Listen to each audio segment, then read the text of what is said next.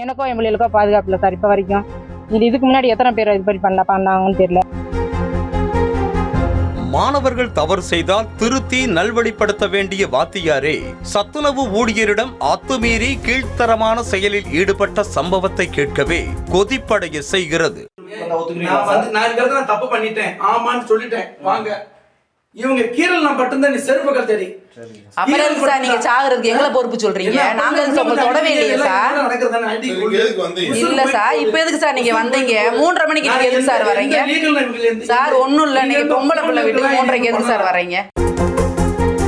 தேனி மாவட்டம் பழனிசெட்டிப்பட்டியைச் சேர்ந்தவர் ஜெயபிரகாஷ். அரசு பள்ளியில் ஆசிரியராக பணியாற்றி வரும் இவர் அதே பள்ளியில் வேலை பார்த்து வரும் பெண் சத்துணவு ஊழியரின் செல்போனுக்கு தொடர்பு கொண்டு பாலியல் ரீதியாக துன்புறுத்தி வந்ததாக சொல்லப்படுகிறது.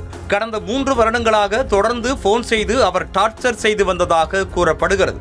தனது பாலியல் இச்சைக்காக தொடர்ந்து நெருக்கடியை கொடுத்தும் அந்த பெண் வழிக்கு வராததால் டீச்சர் அடுத்த கட்டத்திற்கு சென்று அந்த பெண்ணின் நம்பரை தனது நண்பருக்கு அனுப்பி தொல்லை மேல் தொல்லை கொடுத்திருக்கிறார் ஜெயபிரகாஷ்.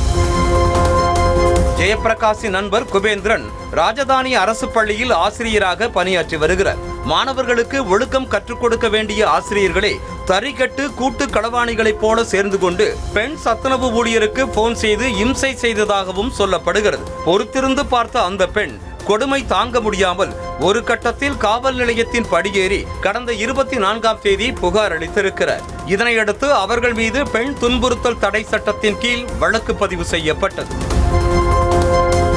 புகார் அளித்த அடுத்த நாளே அதிகாலை 3:30 மணி என்று கூட பாராமல் அந்த பெண்ணின் வீட்டிற்குள் நுழைந்த ஜெயபிரகாஷ் வாபஸ் செய்ய கூறி வலியுறுத்தியதாக சொல்லப்படுகிறது.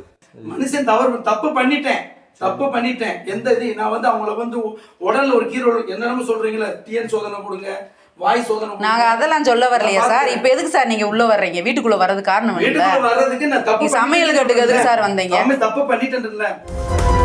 தனக்கு கீழேதானே வேலை பார்க்கிறாய் என ஆணவ தோரணையில் மிரட்டியதோடு புகார் அளித்த பின்னரும் தொடர்ந்து மிரட்டல் விடுத்து வந்ததாக பாதிக்கப்பட்ட அந்த பெண் வேதனையோடு கூறினார். இவர் நம்மளுக்கு எதுக்குமே அடி பண்ணி மாட்டா அப்படின்னு சொல்லி அவர் நண்பர் சேவை நிலையத்துக்கார்ட்ட ஃபோன் பண்ணி அவர் என்னை பாலியல் ரீதியாக துன்புறுத்தி வீட்டில் அத்துமீறி இது பண்ணிட்டாங்க சார்.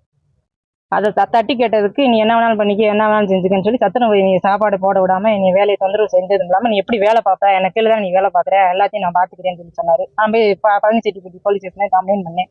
அவங்க என்ன பண்ணாங்க, நான் சொன்ன செக்ஷன் வேற, அவங்க போட்ட செக்ஷன் வேற. அவங்க என்ன பண்ணாங்கன்னு தெரியல. கடைசியில் எஃப்ஐஆர் போட்டோம்னு சொல்லி சொன்னாங்க. மறுநாள் அந்த ஸ்கூலுக்கு வந்துட்டாரு. வந்துட்டு மறுபடியும் என்னை மிரட்ட ஆரம்பிக்கிறது. நீ எனக்கு கீழே தானே பார்க்குறேன், நான் முட்டை சரியில்லை அது சரியில்லைன்னு சொல்லி நான் சொல்லி நீ கம்ப்ளைண்ட் பண்ணுவேன். மறுபடியும் என்னை மிரட்டுறாரு.